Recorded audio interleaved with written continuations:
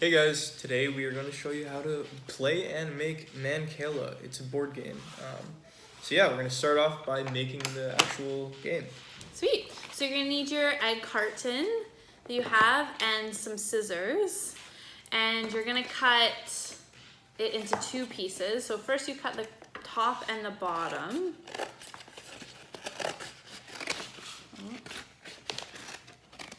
And then you're going to cut this little flappy thing off, because we're not going to need that.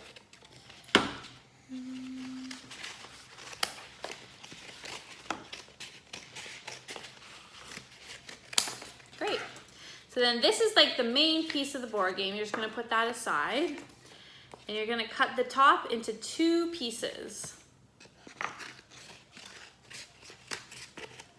Ooh. If you need help, you can get your parents' help. So then you're going to have two pieces like this. So if you have a brother or a sister or mom and dad that wants to help you decorate, you can decorate one side and then your friend can decorate the other side. All right, next we're going to decorate it. So you can either use some paint, markers, or you'll see in your box you have Mod Podge, which is kind of like a glue. It's a fancy glue. And then you also have tissue paper. So you have your choices, how you want to decorate your side. So say I'm going to do Mod Podge, and how you use it is you have your tissue paper, and you're going to have your Mod Podge,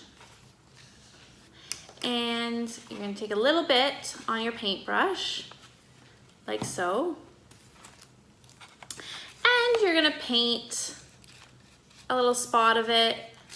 And then you're going to stick the tissue paper on it like so.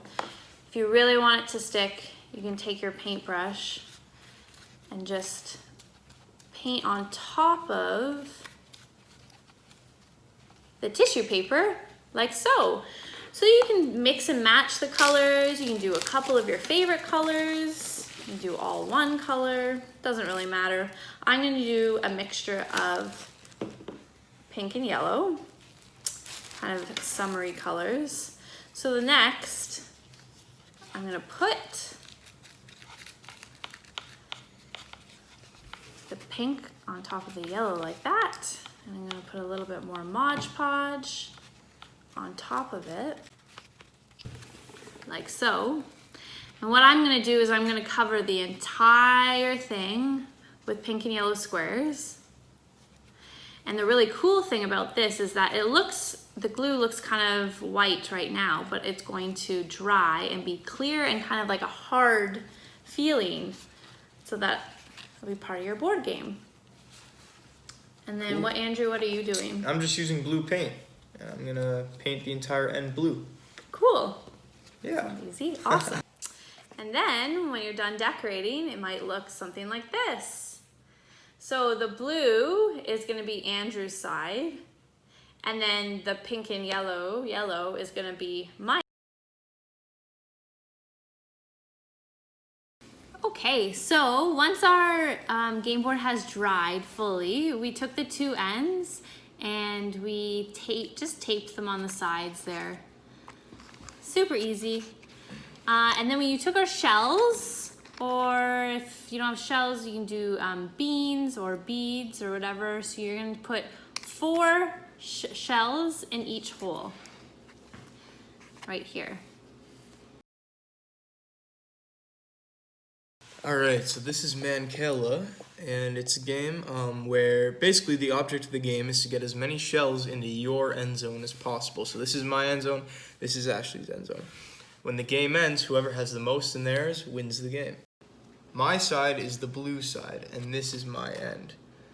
Now, Ashley's side is the yellow side, and this is her end. The way it works is on my turn, I can pick any of the cups, and I can move them into my end. So I'll take this one, and because there's 4 shells, I drop 1 in here, 1 in here, 1 in here, and 1 into my end zone. Now the goal of the game is to get as many shells into your end zone as possible, and you want to get more than your opponent. Now, here's a cool rule. When your last shell lands into your end zone, you get to go again. So I'll pick this one. And I can only pick one, like a cup that's on my blue side. I can't pick any on the yellow side. So I'll put 1, 2, 3, 4. I ended there because I didn't end in my end zone. Now it's Ashley's turn. So I might do the same where I pick this one. And I'm gonna drop a shell in each hole. So 1, 2, 3, 4. And I landed in my end zone, so I get to go again. I'm gonna pick maybe these ones right here. I have 5 shells. So I'm gonna drop it in my end zone. 2, 3, 4, 5. All right, now it's my turn. So I think I'll pick this one. 3, 4, 5. So there's 7 in this one. So I'm gonna go 1, 2, 3, 4, 5, 6, and 7. Now it's Ashley's turn. So you keep on doing that. One more rule is that if I say picked one, this is not gonna work well. I don't think there's any way to do it right now, but basically, pretend I had 2 in this hole, and I moved these, and I land in an empty cup on my side, then I get this one, and I get the ones from across from it, and they go straight to my end zone. But it only happens if you land on an empty cup on your side, and then there's some across from it.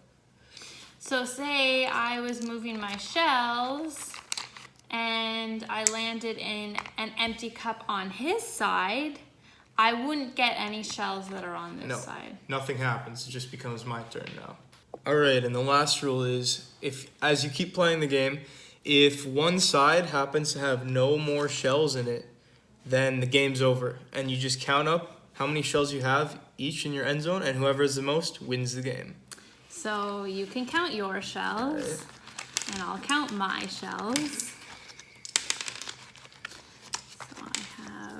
I have 7 shells. 7, and I have 3, 4, 5, 6, 7, 8, 9 shells. Ooh, so Ashley wins. Yay. That's how you play.